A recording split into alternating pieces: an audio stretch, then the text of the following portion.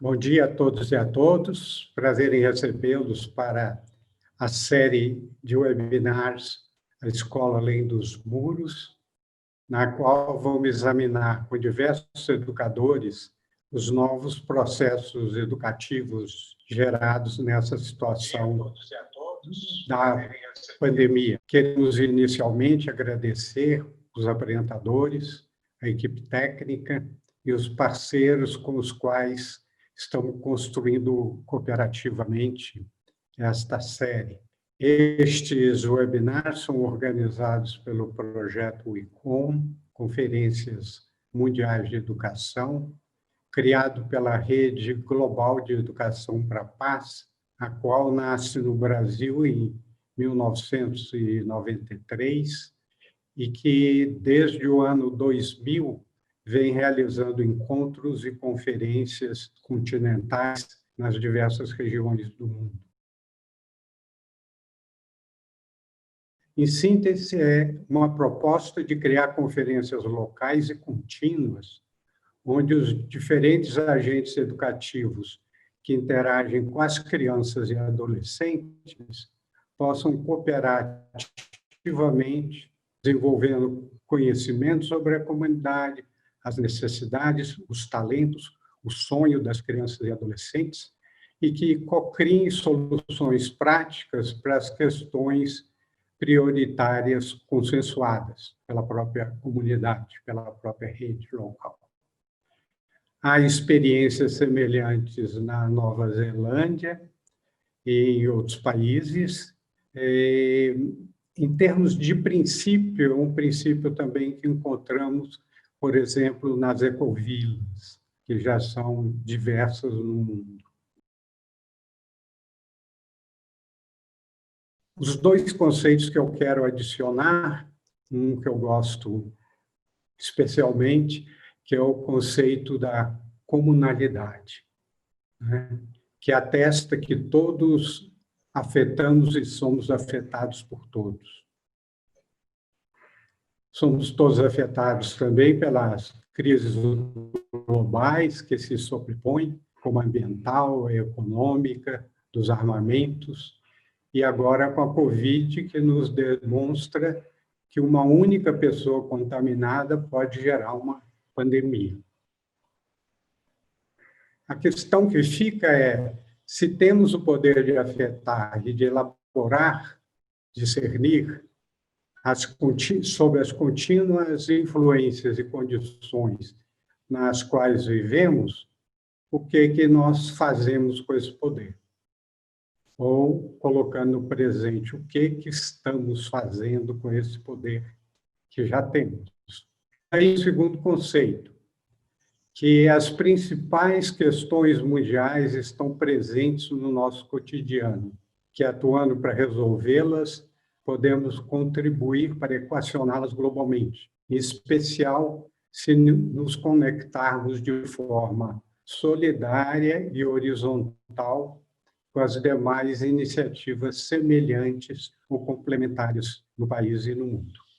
Para o tema de hoje, né, que é o reposicionamento da escola, temos a satisfação de receber o professor Jorge Bento Catunda, que é gerente-geral de Educação Profissional da Secretaria de Educação de Pernambuco e diretor da ABED, Associação Brasileira de Educação à Distância. Também Natasha Costa, que é diretora-geral da Associação Cidade Escola Aprendiz, não é, que muitos certamente já conhecem.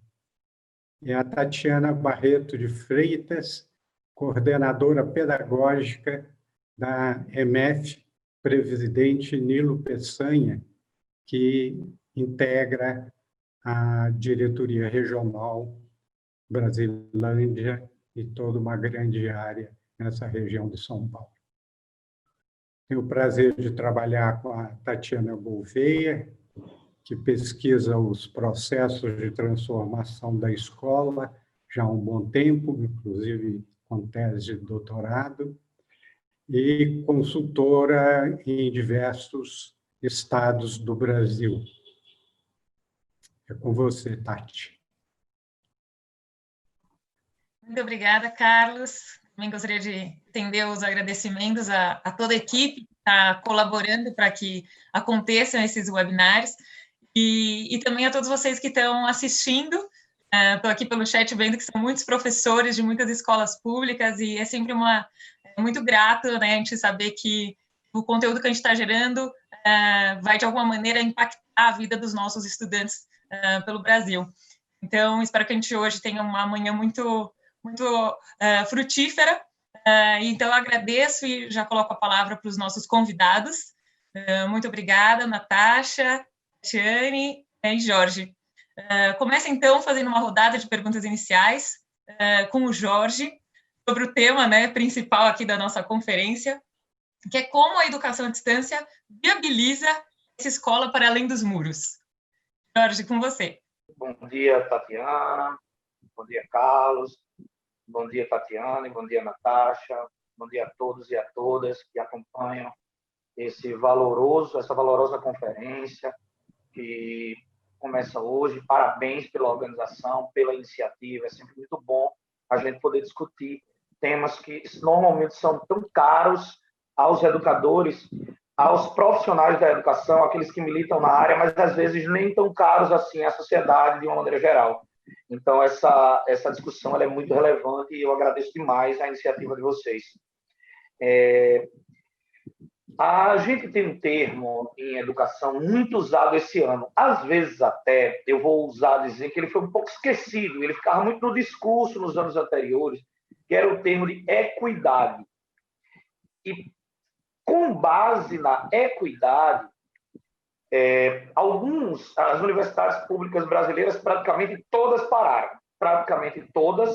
Não conseguiram fazer nada online, estão recomeçando, fazendo alguma coisa, porque a ideia é de que o mesmo sapato caiba em todo mundo. Certamente o mesmo sapato não vai caber em todo mundo. Então, é necessário que desenvolvamos estratégias diferentes para atingir um público tão distinto, tão diferente, num país tão desigual como é o Brasil. Então, a insistência de que o meu estudante não tem conectividade, gera primeiro, uma falsa sensação de que isso é verdade, não é verdadeiro, e também macula um pouco a iniciativa dessa ressignificação da escola, dessa reinvenção da escola. Então, Tatiana e companheiros e companheiras, eu vou trazer alguns números aqui que nós estamos levantando ao longo desse período de pandemia, só para ilustrar. Primeiro, ter ou não ter acesso à internet. Primeiro, ter ou não ter dispositivos eletrônicos. Nós temos 75,3% dos estudantes da educação básica no Brasil com acesso a dispositivos eletrônicos. Smartphone, celular, smartphone, tablet, computador, enfim, com acesso. E 23,7%, acesso pessoal, 23,7% conseguem compartilhar em casa. Então, é uma gama muito grande de pessoas que já têm acesso a esses elementos, a esses recursos. O acesso à internet ele é um pouquinho mais difícil. A gente tem 64,5% que tem acesso à internet em banda larga ilimitada em casa. 25,6% que compartilham a internet de terceiros. 8% que usam a internet de dados móveis do seu celular. Então, você tem aí 1% que não tem acesso de jeito nenhum à internet. De jeito nenhum. Isso nos leva a uma necessidade muito clara, e agora cada vez mais clara, porque os estudantes estão demandando isso, não é?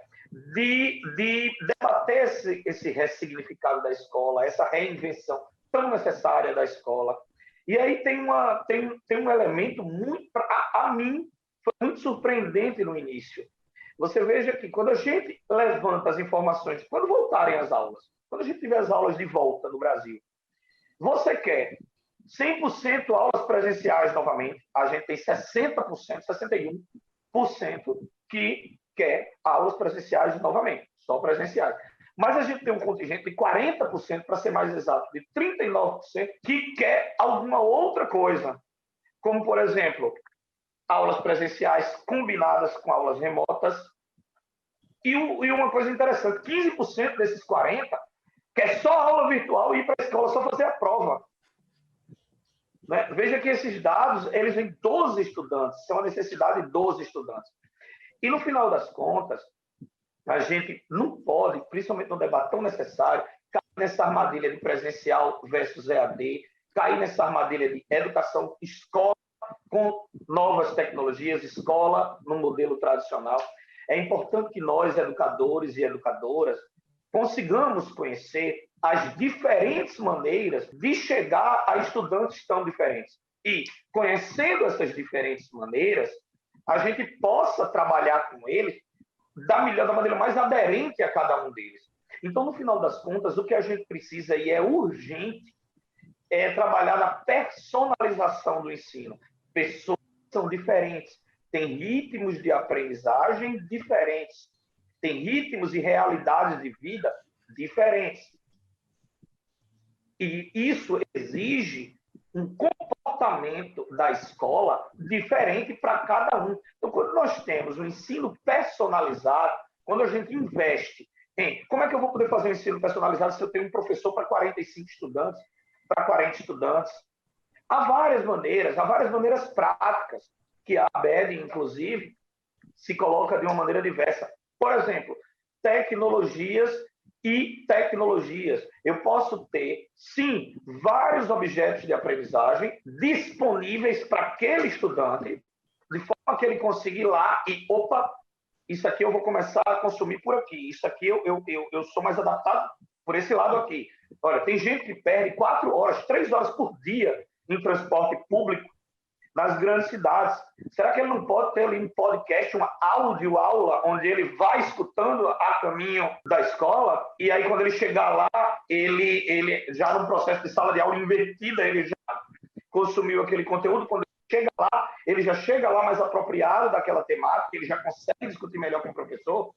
Então, são várias as maneiras, são várias as formas que a gente tem de personalizar esse ensino, sistema de monitorias, não é? Sujeito mais competente, apoiando sujeitos menos competentes, tudo organizado pelos professores. E, para finalizar essa parte, Tatiana, a gente também ainda tem um hábito de ser muito conteudista. Então, o professor, ele tem que dar a aula dele. O conteúdo tem que ser dele. Então, nós temos aí nossas pesquisas mostram de maneira muito clara um esgotamento da iniciativa do Google Meet nesse período, muita aula ao vivo pelo Meet desde março, os estudantes já estão, já fica difícil para eles acompanharem ao vivo, sempre naquele mesmo horário, todas as atividades domésticas ali, todo o ritmo da casa ali. Então, é preciso também que a gente discuta a possibilidade do professor se reinventar pela segunda vez na mesma pandemia, não é? Pela segunda vez na mesma pandemia, de ser um mentor, de que ele possa montar trilhas de aprendizagem de conteúdos que já estão em todos os lugares, ou em vários lugares, e atuar como um mentor desses estudantes e modificar um pouco, porque a rotina de transcrever aquilo que a gente faz na escola para o ambiente virtual, ela verdadeiramente não vai dar certo no médio, no longo prazo, como também não dá no curto. No curto a gente tem aquele fator novidade naquele período, não é? Mas essas são as contribuições, para não estourar muito tempo. A gente vai continuar discutindo aqui. Eu agradeço muito, Tatiana, e devolvo a palavra a você. Muito obrigado. Muito obrigada, Jorge, por as primeiras provocações. Vamos ver agora a Natasha trazendo essa perspectiva do território. Então, Natasha, por favor, como que vocês, na Cidade Escola Aprendiz, estimulam o reposicionamento da escola a partir das relações escola, família e comunidade? Bom dia, gente. Agradecer muito o convite do Carlos e da Tati. Estou muito feliz de estar aqui. Um prazer conversar com o Jorge e com a Tatiane. Bom, então eu sou me apresentando um pouquinho para essa primeira rodada. Eu sou do Aprendiz. O Aprendiz é uma organização social que tem 24 anos, que nasceu aqui em São Paulo a partir de uma experiência de educação comunitária chamada Bairro Escola.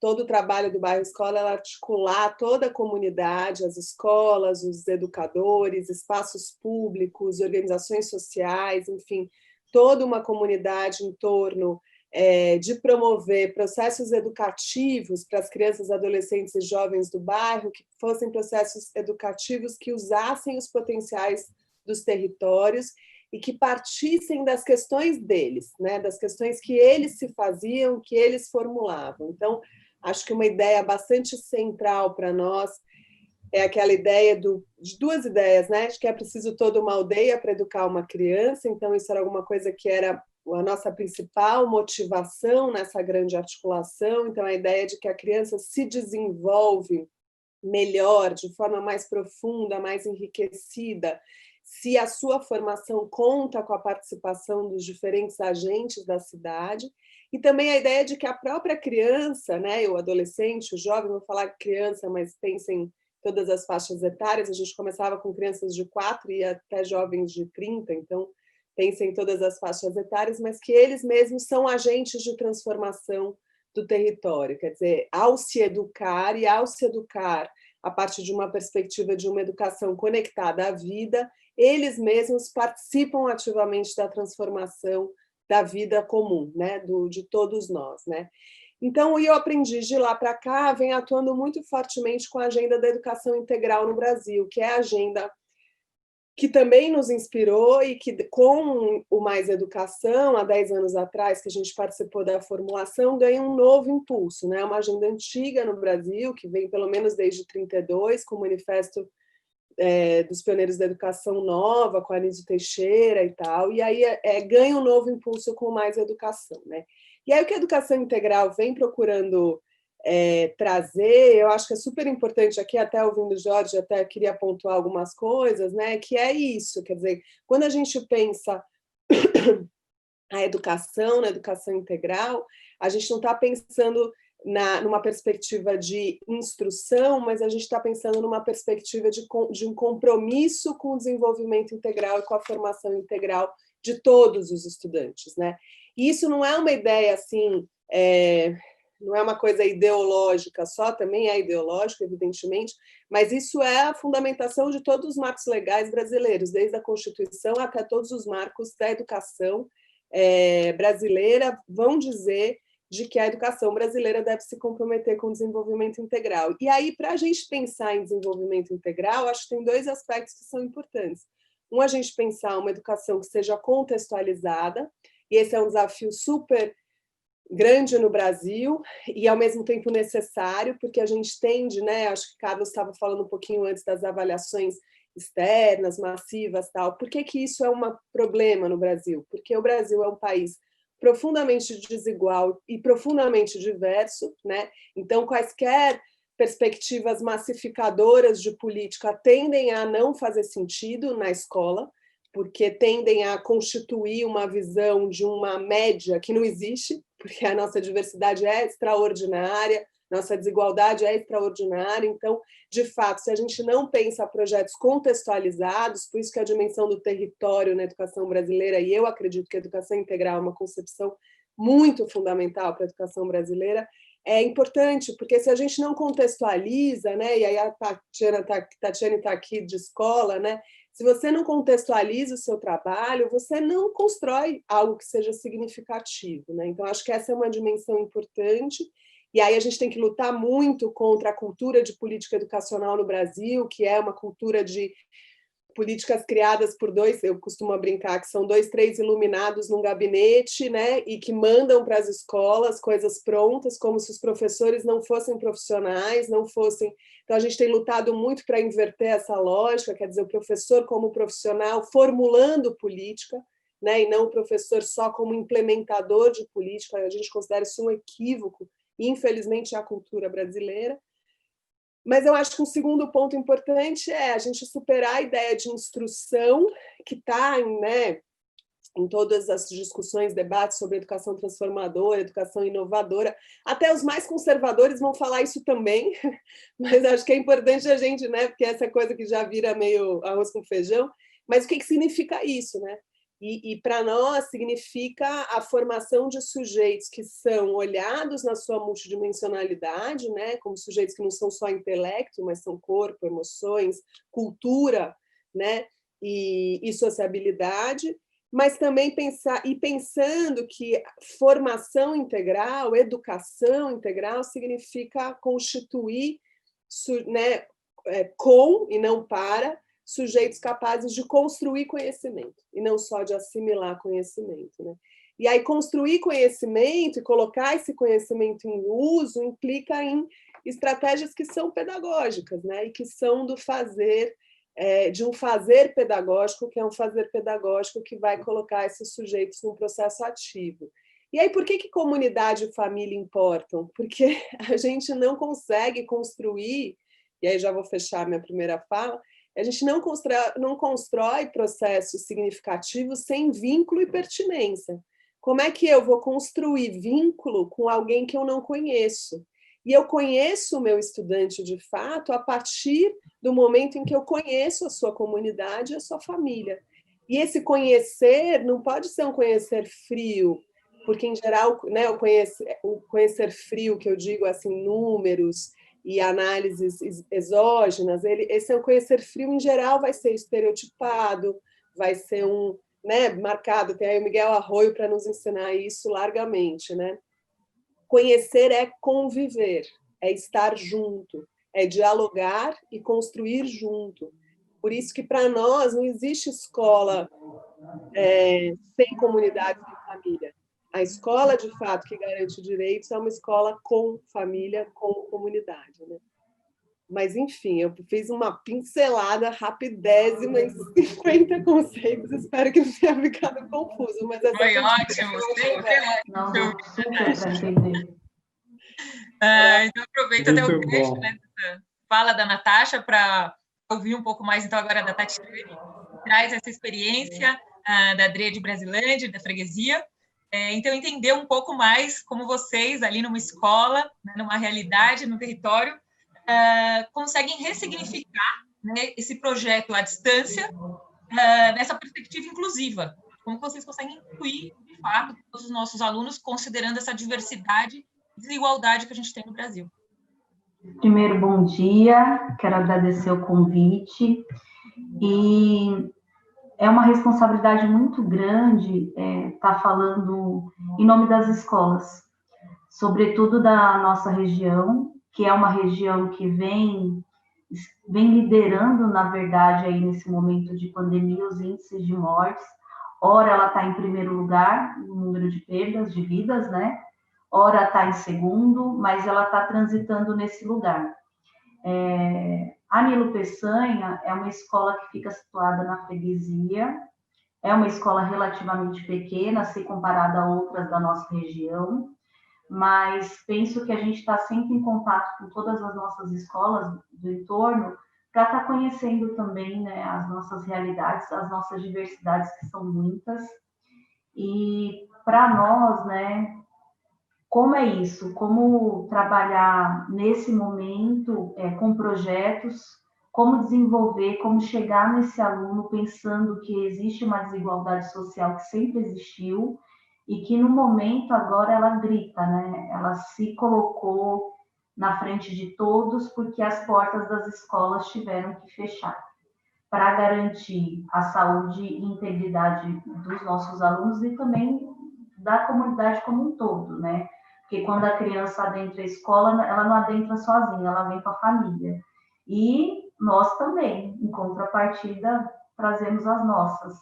Então, eu acho que é um momento histórico extremamente difícil, porque as escolas sempre estiveram abertas, né?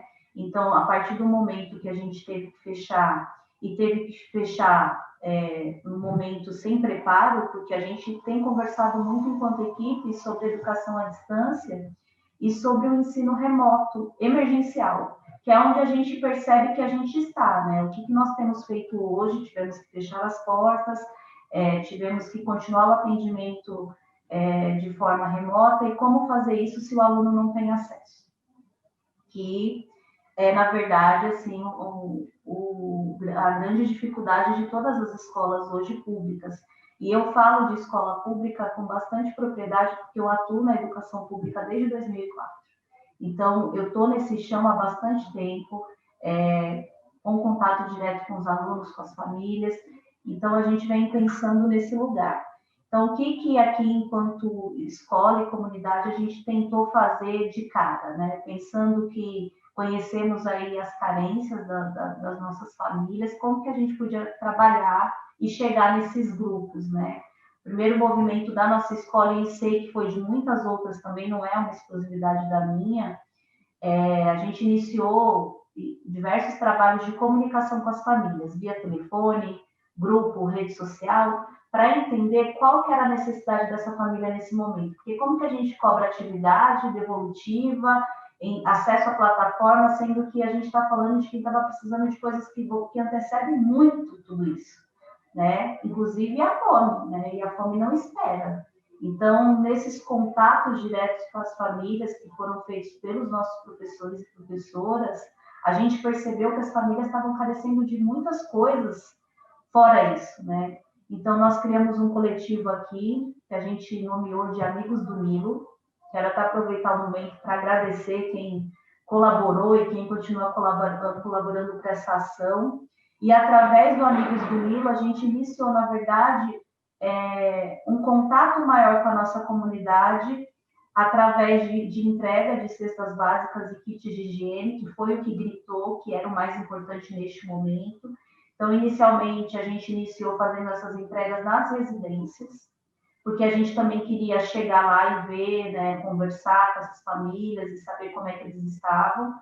Mediante os riscos, a gente foi diminuindo, não eram mais idas às casas, e sim a gente direcionava locais para fazer as entregas, porque até o poder público chegar demorou e eles não podiam esperar. Então, nesse sentido, a gente foi se organizando e tentando atender às necessidades básicas dos nossos alunos e alunas também. Então, o primeiro movimento foi esse, vamos ouvir. E a gente fala que é uma escutativa porque foi esse movimento, a gente sentou para ouvir, vocês precisam. Então, enquanto escola, o que a gente pode fazer para ajudar antes de cobrar, né? E cobrar como, em que condição, né? Cobrar quem? Então, nesse sentido, Amigos do Nilo foi extremamente importante para a gente fortalecer o vínculo com a nossa comunidade e ter essa aproximação, porque, como o Carlos mesmo comentou, não tem como não se afetar. Afetamos uns aos outros, né? Então, como que a gente se afetou com essa situação toda? Arregaçando as mangas e indo para jogo, a gente fala, né? A gente foi para a luta aí e chegou nas nossas famílias dessa forma. Depois, no segundo movimento, fizemos mais uma escutativa. E aí, como que nós podemos ajudar? Vocês estão conseguindo acessar? Não estão? Quais são as dificuldades? Vocês entendem? Porque quando a gente fala de compreensão, são compreensões de uso das tecnologias que são muito básicos, né? Como acessar o e-mail, são coisas que a gente foi fazendo assim, passo a passo, para tentar auxiliar o maior número de crianças possíveis. E o que a gente percebeu? Que com esse movimento, os acessos foram se ampliando. Hoje, tem como a gente falar, qualquer escola aqui que a gente tem todos os alunos acessando, não, de forma nenhuma. Porque fora a questão do acesso, a gente também lida com a questão de quantidade de dispositivos. Então, às vezes, a família tem um acesso, né, no celular. Um celular, 2 celulares, que geralmente são dos adultos da casa que saem para trabalhar e esses dispositivos saem juntos. Então a família tem mais de 2 crianças. Como é que organiza as aulas online para que todos possam fazer entrar nessas atividades e participar das propostas? Então, esse foi o segundo movimento nosso, de perceber que a gente não estava chegando ainda. Mesmo assim, a gente não estava chegando. E a gente também continua nesse movimento de pesquisa. O que a gente pode fazer para chegar? Então, nasceu aí mais um projeto da nossa unidade em específico, que foi, bora trabalhar nas redes sociais para que aquela criança que não consegue acessar a plataforma oficial, ela consiga ter acesso, porque lá no pacote do responsável, as redes sociais são abertas e não consomem dados. Então, a gente começou a produzir materiais para as redes sociais, e a gente está nesse movimento ainda. Então, eu não tenho nem como te avaliar e falar assim, olha, está dando certo, não está, porque a gente ainda está há cerca de um mês aí trabalhando nesse sentido, todos juntos aqui, em prol de chegar nos nossos alunos. Então, eu acho que para começar a conversa, é mais ou menos isso aí que a gente está enfrentando. Acho que já é um bom disparador. Muito obrigada, Tatiane. Acho Obrigado. que a fala realmente traz esse olhar prático para o que a gente está discutindo. O tema do nosso encontro de hoje é reposicionamento da escola, e acho que você trouxe esse olhar, né, que a escola tradicionalmente fala, você coloca ela no lugar de escuta. Quanta coisa pode acontecer a partir dessa escuta? Então, agradeço muito sua fala, e eu acho que ela está muito conectada, então, também com a fala do Jorge e da Natasha, nesse sentido, a Natasha provocando esse professor a ser ativo no sentido de produtor de conhecimento e produtor de políticas públicas, eu também tenho um reposicionamento ali, e o Jorge, esse reposicionamento olhando uma nova forma de interação com a escola não só no espaço físico, mas a escola, às vezes, dentro de um ônibus, na casa, em outros espaços, através de outras tecnologias e formas de interação. Então, eu queria colocar também para o Carlos, trazer algumas contribuições para a gente, e ouvir um pouco mais de vocês, das suas práticas. O Jorge, né, em Pernambuco, a Tatiane se complementar também nessa interação e continuar nessa reflexão. A Natasha, com várias experiências que ela tem em contato com as secretarias, com as escolas, com os demais projetos. Bem, agradeço as apresentações, eu acho que temos aí bastante focos para serem explorados, não é? A questão que eu acho que é importante nessa segunda rodada é de explorar um pouco mais que esse além dos muros, ele implica um fazer junto, não é? E a possibilidade de agendas serem geradas na própria comunidade, com as famílias, que retratem mais fielmente o que é essa realidade concreta vivida, né? Esse tipo de informação que traz a Tati. Quer dizer, se a gente pensa em modelos muito genéricos, normas muito abrangentes, nós vamos sempre correr o risco de estar falando em abstrato, não é?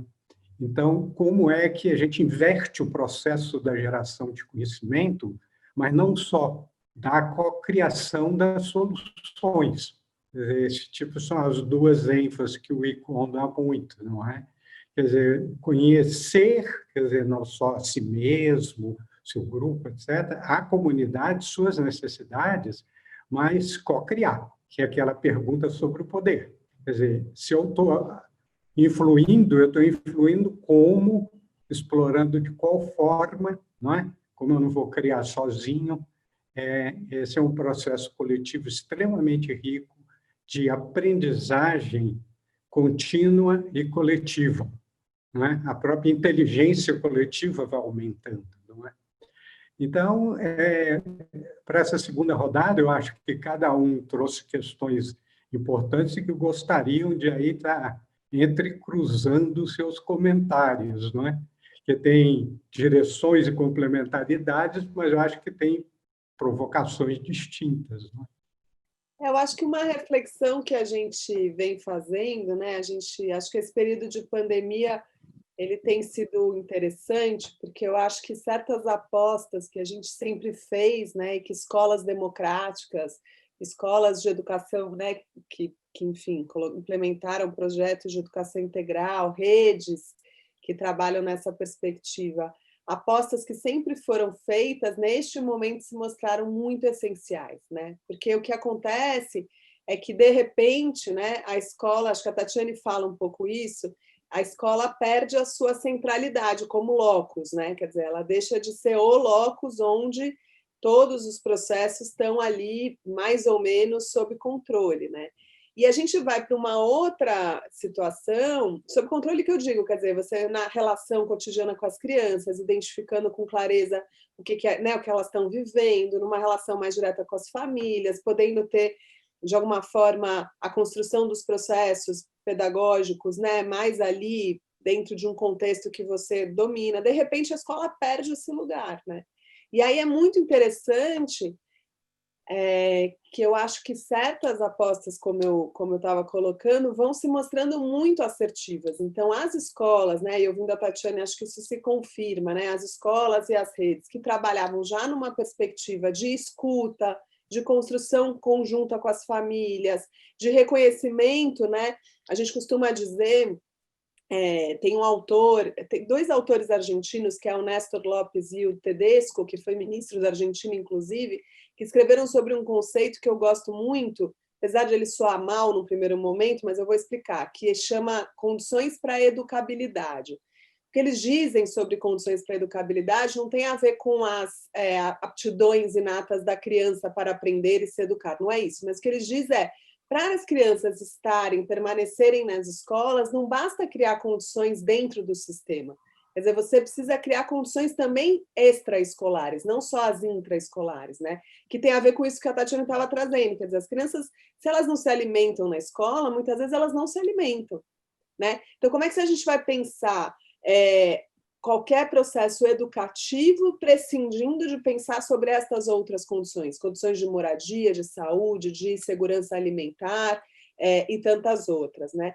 Então, eu acho que quando a escola perde, né, esse controle no seu espaço, ela precisa necessariamente se debruçar sobre essas questões, porque ela já não consegue, mesmo se antes ela fazia seu trabalho e ele era limitado pela falta de diálogo com a comunidade, no momento em que as crianças estão em casa, ela já não consegue fazer sem se relacionar com a família, sem se relacionar com o território. Simplesmente ela não consegue, né? Agora, eu acho que tem coisas que são importantes da gente pontuar, né? A primeira coisa, assim, não é possível transpor a escola para casa, transpor a escola para outros espaços, assim, simplesmente. E eu acho que isso é importante porque da gente entender que, assim, a escola não é só o trabalho com o conteúdo, o trabalho com os conteúdos escolares. A escola é o espaço de vivência com o público, de socialização, a convivência com a diferença, todos estes processos que têm a ver com a formação integral das pessoas, né? Então, essa transposição, ela não é possível. E eu acho que todas as redes, né, que tentaram fazer uma mera transposição, e aí trabalhando muito com uma ideia de pega os conteúdos, vê o que estava previsto, joga nas plataformas, bota as crianças para fazer, faz avaliações. Assim, eu não sequer, sendo muito honesta com vocês, sequer confio nos dados que são apresentados, assim, porque eu acompanho redes, escolas todos os dias. Não tem nenhum dia que eu não tenha conversas como a que a gente está tendo aqui. A realidade é que a Tatiane está trazendo. Quer dizer, é muito difícil, não só o acesso, mas é muito difícil a mediação, é muito difícil. Eu tenho meus filhos, sou educadora, fui professora de 4º ano, e eu tenho um filho no 5º ano e eu tenho muita dificuldade em mediar certas atividades dele, porque eu simplesmente não estou preparada para dar conta de desse conjunto de questões. Agora, vocês imaginam o que é isso num país que tem 38 milhões de analfabetos funcionais, né? Então, assim, essa transposição, ela não é simples para as elites, e ela não é possível, e ela não é simples nem para as elites, muito menos para o público da escola pública, né? Então, agora, o que foi possível fazer? E aí que eu acho que é legal da gente trazer, né? Primeiro, a escola não se ausentar da vida das crianças, dos estudantes, porque é direito delas, o direito à educação é um direito inalienável, e não é porque a gente não tem a escola que a gente não pode ter educação. Acho que essa clareza da diferenciação entre uma coisa e outra, ela se mostrou agora muito central, muito cirúrgica, né? Então, nós, como educadores, sejam professores, professoras, sejam educadores como eu, que não tenho o trabalho na escola, mas que trabalho na educação em outros espaços, a gente não pode se ausentar, a gente tem que estar lá presente. E as famílias precisam de nós, quer dizer, precisam de toda a força que a educação e a sua articulação, inclusive com outros setores, tem para trazer. Então, o que eu achei interessante, né, deste momento é que as escolas e redes que têm conseguido avançar na garantia do direito têm feito duas coisas importantes. Estabelecido objetivos claros para este momento, que não são os mesmos objetivos de quando a escola estava funcionando, do planejamento que fizemos em janeiro. Quais são os objetivos para agora? E os objetivos para agora, que eu tenho visto que são os mais relevantes, é apoiar as famílias de todas as faixas etárias, das diferentes maneiras como elas precisam ser apoiadas, tanto nas questões básicas de sobrevivência, quanto na organização da rotina dos seus filhos, quanto na forma de se relacionar com este momento, as diferentes maneiras, diferentes suportes que a gente pode dar à família. E a segunda coisa é manter as crianças, os adolescentes e jovens em algum contexto de aprendizagem. E aí eu concordo que as tecnologias têm muito a nos ajudar, porque, de fato, a gente está falando de um processo que já tem 5, 6 meses, que vai virar um ano, que nem sei lá quanto tempo vai virar, e a gente não pode simplesmente ignorar e dizer, olha, então vamos deixar a vida em suspenso. A gente precisa poder promover, em alguma medida, uma contribuição a esses processos. Então, quando as escolas e as redes estabeleceram isso, aí eles começaram a fazer exatamente o que a Tatiane trouxe. Ouvir as famílias, entender os saberes das famílias, os saberes dos territórios para poder construir as suas propostas, abandonaram os materiais prontos e construíram coletivamente os seus materiais a partir desta escuta, né? Porque os materiais prontos, pensa aí, Tatiane, uma cidade como São Paulo. São Paulo, pensa assim, é a síntese do Brasil. São Paulo, você sair aqui da Vila Madalena, onde eu estou, e for lá para onde a Tatiane está, é outro mundo. É outro mundo. Então, assim, não dá para achar que o mesmo material feito para cá vai funcionar ipsis literis lá, né? Então, essa construção coletiva dos professores, a partir da escuta, a partir da compreensão da realidade, é o que tem feito com que... E a construção de elos entre as famílias e entre as famílias dos professores é que tem feito com que esses dois objetivos, que é escola presente na vida das famílias e dos estudantes, e as crianças, adolescentes e jovens em contextos de aprendizagem seja possível. E aí eu queria falar uma última coisa, que é assim, essa ideia é que a gente se empolga, essa coisa de pouco tempo é muito difícil para gente como a gente. É porque uma coisa que eu queria muito trazer, assim, essa ideia de ano perdido, a gente precisa abandonar essa ideia, assim, sabe? É ano perdido daquela escola, que é aquela escola que a gente planeja, deixa tudo pronto para implementar, a despeito de qualquer coisa. A escola real é a escola que trabalha a partir do contexto, a partir do que está acontecendo. As crianças não adormeceram e voltarão pós-pandemia. Elas estão aprendendo muitas coisas, tem muita aprendizagem acontecendo. Tem muitas coisas difíceis acontecendo, mas muita aprendizagem acontecendo. Então, é a partir disso que a gente constrói essa nova escola que a gente precisa construir, que a gente já está fazendo, né? Porque não tem ano perdido. Ano perdido é o que vai justificar avaliação diagnóstica, aula de reforço, agrupamento por proficiência, porque a gente vai olhar para aquilo que não foi aprendido e vai dar um jeito deles aprenderem, que também não vão aprender, porque nada disso funciona, a gente está careca de saber. Agora, se a gente olhar para as experiências das crianças e para as questões que elas estão se fazendo, que são riquíssimas, aí sim a gente vai fazer valer o que é uma educação emancipadora e uma educação significativa, com os diferentes recursos, com tecnologia agora, sem tecnologia depois, com tecnologia depois também, mas a partir de uma perspectiva contextualizada e comunitária, que é isso que é, na minha opinião, fazer uma escola significativa e pertinente para todos e todas.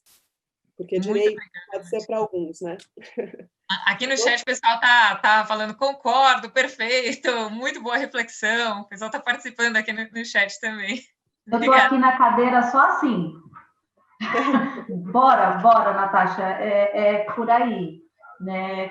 Que bom, né, estar nessa conversa e pensando e dialogando sobre tudo isso que a gente tem vivido aqui na realidade, tal qual ela é, né? Estou vendo nos comentários alguns colegas da rede aí também se posicionando. Eu penso que essa história de ano perdido também me dói profundamente quando eu escuto, porque se a gente pensar que o ano está perdido, o que nós fizemos esses meses todos? E quanto trabalho a gente está tendo, né? E eu posso falar pela equipe da Nilo, que eu quero assim, agradecer, porque a gente sonha junto, discute, briga, muda de ideia, planeja, desplaneja, e todo mundo muito empenhado e comprometido em chegar, né? Qual é o nosso papel enquanto educador? O que a gente quer? A gente quer reproduzir materiais que são colocados prontos, ou a gente quer, a partir daquilo que a gente já conhece, daquilo que a gente já faz, porque a nossa escola é uma escola que vem trabalhando com projetos há alguns anos e vem aprimorando, estudando, enfim, se desafiando o tempo inteiro, né, para ter boas práticas. E a partir disso, a gente quer fazer isso como? Nesse lugar que a gente está hoje, distante, mas não tão distante assim. Eu acho que a gente nunca teve tanto contato com os alunos via plataformas diferentes, né? Via rede social, WhatsApp, no telefone, enfim, são várias formas aí que a gente tem tentado usar em prol deles, né? Eu vejo aqui na escola, por exemplo, a minha colega de trabalho, a Lília, que é a coordenadora que está no Fundamental 1, elas estão organizando nesse momento, né, nos próximos dias, oficina para dialogar com os pais, porque isso que a Natasha falou, olha, eu sou educadora, mas o meu filho, eu tenho N dificuldades aqui para mediar, então o que as meninas estão pensando? Olha, os pais têm sofrido, porque aquele mesmo responsável que não conseguia vir na reunião de pais porque ele trabalha e não conseguia chegar e não conseguia acompanhar a tarefa de casa do filho porque ele chega e o filho já está dormindo, isso não mudou. A maioria deles já voltou para a sua realidade de trabalho. Então, como é que ele vai acompanhar essa criança no ensino remoto? E a criança pequena, ela não tem essa autonomia de sentar, ligar e entrar e fazer. Ele precisa desse adulto. Então, isso que a Natasha falou, não dá para levar a escola para casa. Não dá, não tem como fazer essa transposição. Então, o que a gente pode fazer para ajudar essa família nesse momento, que eles não estão dormindo, né? A gente começou, é 1 mês, 2 meses. Não, a gente já foi aí vários meses desse ano, até quando isso vai durar não sabemos. Temos aí meses ainda pela frente de muito desafio. Então, o que nós vamos fazer para tentar ajudar? Então, falando de prática mesmo, né, a gente está com essa ideia de oficinas com as professoras, com os pais. Bora, como que vocês podem fazer para ajudar a fazer tal coisa? Quando a criança pergunta e você não sabe o que dizer, como que você pode tentar ajudar e não sofrer tanto, porque está difícil? Os alunos maiores, que a gente sempre trabalhou com o princípio de estimular a autoria, a responsabilidade social, como que a gente vai dialogar com esse jovem que a gente já vinha trabalhando desse jeito? Como que nós vamos fazer isso? Que projetos, que temáticas? É o que está passando na televisão? Não é? Por quê? Bora fazer isso e estudar e levar material para eles que seja confiável, porque ele já está tendo acesso na televisão a tudo que está acontecendo. Vamos repertoriar, vamos dar vários locais de pesquisa para esse jovem, para que ele possa, mediante disso, fazer as suas escolhas, porque a gente não pode ficar distante deles. Eu tenho um grupo de professores aqui que sentem uma saudade absurda, eu também, às vezes eu fico aqui dentro da escola, eu estou na escola nesse momento, né? Porque as escolas, elas fecharam, mas não é bem assim, a gente continua aqui, né? E eu vejo esse prédio vazio e é extremamente angustiante, né? Porque a cabeça não para, a gente não para em casa, não para aqui, enfim. Então, Natasha, obrigada. Adorei aí as colocações para a gente continuar nessa conversa, porque eu acho que é isso mesmo, é olhar para a prática e entender que a escola ela é fundamental mesmo quando o portão dela está fechado. A gente não pode esquecer do nosso papel enquanto educadores e o que a gente quer com essa educação, né?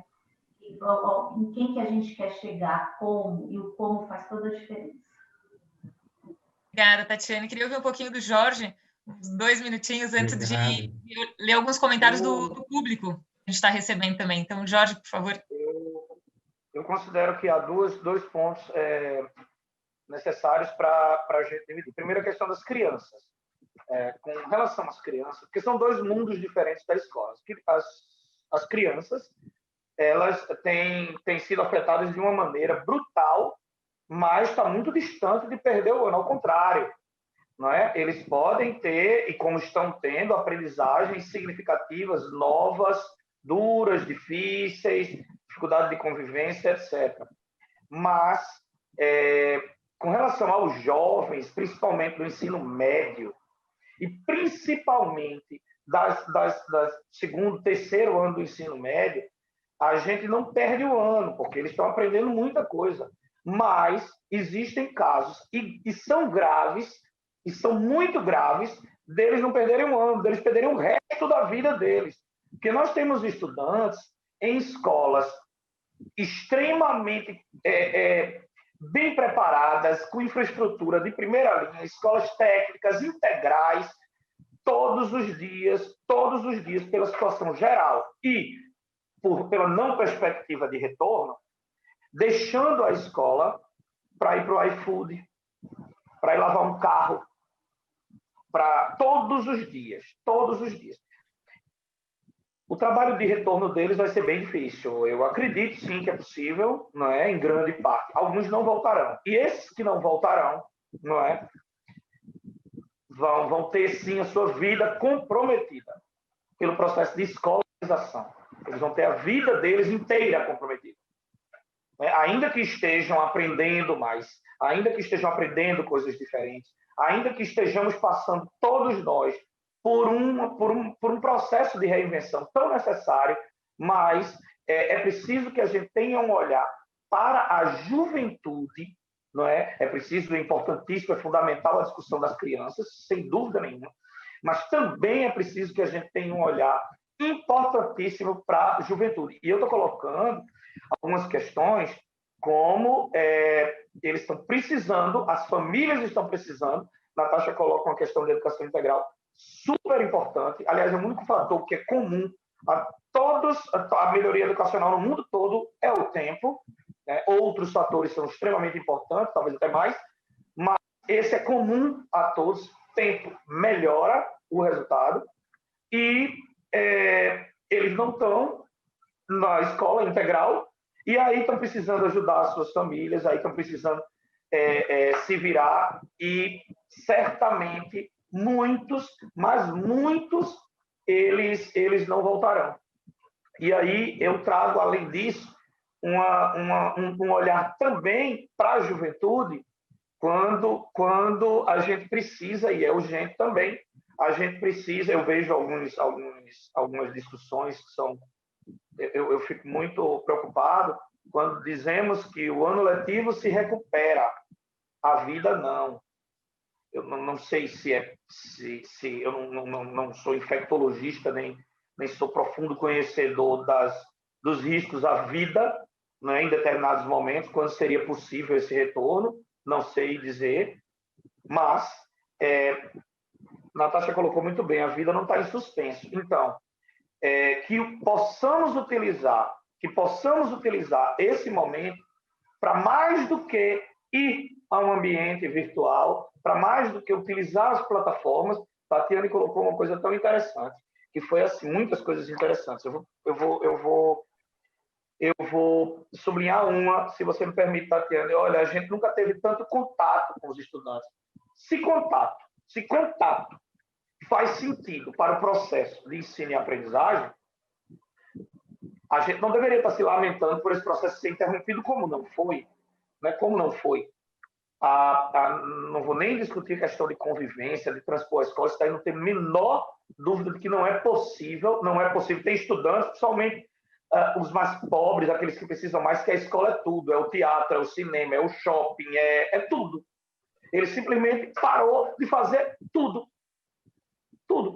Pararam de fazer tudo. E aí ficam mais expostos à violência, a drogas e a tantos outros fatores, porque todo o lazer dele era esse. E a sociedade se coloca de uma maneira muito preocupante, no meu modo de ver, que a gente abre praia, a gente abre shopping, a gente abre comércio de rua, a gente vê algumas matérias no Brasil todo de ruas lotadas. lazer, bares, restaurantes, tudo, né? E não a escola.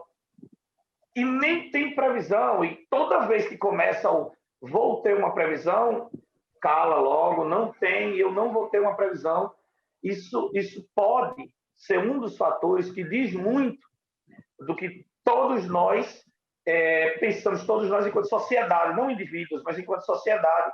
Veja, você abre um bar, você abre um restaurante, você abre atividades de lazer, praia, outros, mas você esquece que para a juventude, em grandíssima medida, a escola é todo o lazer que ele tem. É lá onde ele usa a sua melhor calça, é lá onde ele usa o seu melhor sapato, não é? É lá onde ele convive mais, e a gente não está possibilitando isso. E o ano inteiro, e provavelmente o ano inteiro. Eu concordo com a Natasha, não tem a menor previsão, nem sei se é seguro realmente pensar em voltar. Mas eu chamo a atenção para o olhar necessário para as crianças, né? Minha filha, por exemplo, tem 12 anos, está no 7º ano, começou o inglês esse ano, e começou e já virou online um tempinho só depois, e você vê o tempo passando e o desestímulo dela acontecendo. No início tinha um ritmo, agora não tem. Então, eu não tenho nenhuma dúvida de quanto está afetando as crianças. Mas eu também volto a reforçar, a juventude está sendo afetada de múltiplas maneiras. Então, é preciso que a gente coloque a escola como uma discussão fundamental. E, para concluir, Tatiana, eu fico bem impressionado também, e chamo essa atenção aqui para que a gente possa reverberar isso para todos nós, para a nossa sociedade, quando a gente vê uma conversa, né, de amigos comentando se as cidades estão decoradas para o Natal, né, são bonitas para o Natal, mas a gente não vê essa discussão se a escola está pintada e capinada para receber os seus filhos no retorno às aulas em fevereiro. Eu acho que é preciso que a gente coloque a escola como elemento central. E todos os países que precisaram se reconstruir, todas as nações que precisaram se reconstruir, o fizeram por meio da educação. Se a gente optar por não fazer nada de diferente, por avançar, né, a sociedade não optar por isso, a gente tende a voltar daqui a pouco ser mais do mesmo, e mais do mesmo está aí colocado. Os nossos índices são muito preocupantes. São muito preocupantes. Por hora era isso. Muito obrigada a vocês. Assim, o pessoal está mandando mensagens de muito carinho, gostando muito das falas. E a gente está aqui tentando selecionar alguns comentários, porque realmente são muitos. Então, eu vou ler alguns. Aqui da Michele. Alguns são comentários, outros são perguntas, tá? Podemos equivaler a aulas presenciais com ensino remoto na educação básica?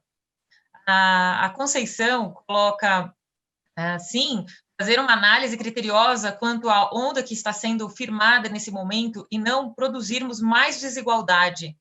A Carla coloca, Natasha, fico pensando nos haitianos, venezuelanos que moram no nosso território. Para nós, a educação está difícil. Imagina, então, para eles. A Cíntia, como construir este processo significativo de conhecer sem prejudicar os resultados exigidos, como na prova São Paulo? Ela complementa, eu tenho utilizado esse método de busca aos alunos, né, busca ativa, aos alunos que não estão acessando a plataforma, tentando colocar conteúdos no Face, no Insta, porém poucos alunos têm, de fato, interagido. A Lilian coloca que no Facebook da escola ela percebe alguma interação, mas ainda assim pouca. A Maria Cristina, a pandemia e a perda da escola, no centro do processo educacional, a sociedade transmuta para um conceito de comunidade de aprendizagem? Uma pergunta. Rodrigo, o que impede, então, a Secretaria de Educação fazerem este currículo de fato regional, com base na região em que a escola está inserida? São só algumas, porque realmente são muitas, e aí já peço para a gente fazer uma rodada de fechamento. A gente já até passou aqui do nosso horário previsto, porque as falas foram muito boas. Acho que especialmente essa interação, ainda que a gente ouviu só um pouquinho de cada um, são falas muito complementares, né, que corroboram de alguma maneira para um olhar integral sobre o tema. Eu já me despeço assim de vocês, agradecendo demais a participação de cada um de vocês, é realmente muito rico, e peço então essa fala de encerramento, contemplando esses comentários, essas perguntas, e seguimos em contato e com discussões futuras. Primeiro, deixa eu só pontuar que quando eu coloquei que a gente nunca teve tanto contato com os alunos, no sentido de uso de outros recursos, porque esse contato de conhecer, ele sempre existiu, né? Até porque a gente sempre primou por isso muito dentro desse espaço educacional. E o outro, acho que eu não posso sair dessa conversa hoje sem deixar um pedido, na verdade, né? E falar, olha, as escolas públicas existem, estamos precisando que o poder público olhe para o acesso e uso de dispositivos dos nossos alunos e alunas. A questão da evasão é preocupante muito, não só para o ensino médio, mas como para os anos finais do fundamental. A gente percebe que os alunos maiores, o desinteresse tem sido muito maior e não é à toa, é porque eles também têm tido que fazer outras coisas para auxiliar no sustento das próprias famílias. Então, para que o direito à educação deles seja garantido, a gente precisa que o poder público também faça o que é necessário, né? Garantir os programas assistenciais dessas famílias, garantir o acesso dos alunos, bem como o uso de dispositivos. Então, eu na verdade, gostaria de fazer o meu fechamento deixando um pedido para que olhem para as escolas públicas, porque enquanto educadores, nós estamos aqui presentes e lutando por eles, e nos comunicando com eles das formas que são possíveis, né? A gente tem tentado de todas as formas chegar, mas que a gente precisa de um pouco mais. E esse espaço aqui, ele é, na verdade, muito importante para dar visibilidade também. Então, eu quero agradecer, né, o convite, sobretudo por dar espaço de fala para as escolas, porque eu fico ouvindo tantas coisas, e assim como tantos outros educadores em casa, a gente escuta muito, e muitas coisas absurdas que não condizem com a realidade que a gente está vivendo, no sentido do que a gente tem feito, do que a gente tem trabalhado e lutado para chegar nos nossos alunos e alunas. Então, o meu fechamento é mais um pedido de que olhem para nós, estamos aqui presentes. Bom, bem rapidamente, acho que fazendo assim amarrando todas as perguntas, eu acho que é justamente isso que o convite que a gente está sendo provocado a repensar. Todos esses dispositivos, né? Prova São Paulo, aula, currículo pronto, né? A gente está vendo agora, neste momento, uma grande oportunidade, sem querer ser poliana, sem achar que, nossa, que momento lindo de redescoberta, não, é um momento extremamente difícil, mas que se a gente olhar concretamente para a dimensão do nosso compromisso em se manter presentes e ativos, né, na medida de tudo que for possível e de forma significativa, justamente a gente vai chegar naquilo que a gente também pode, depois, pós-pandemia, levar para o cotidiano das nossas escolas, porque é, de fato, tudo que a gente já vem, que a Tatiane também traz, que também já vinha fazendo, quer dizer, pensar menos em aula e mais em projetos, mais em propostas contextualizadas e menos em transmissão passiva de conhecimento, pensar nas provas, nas avaliações externas como dispositivos de avaliação do sistema e não das crianças e das escolas,